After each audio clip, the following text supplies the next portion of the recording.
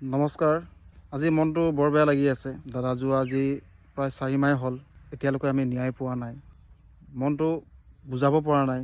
আৰু যেতিয়া মোৰ মনটো বেয়া লাগে, দাদাৰ এনেকুৱা কিছুমান গীত আছে যিটো মই প্ৰায়ে শুনি থাকোঁ। শুনাৰ পাছত মোৰ সকলো দুখ ভাগৰ পাহৰি যাওঁ। তাৰে মাজত কিছুমান গীত আছে।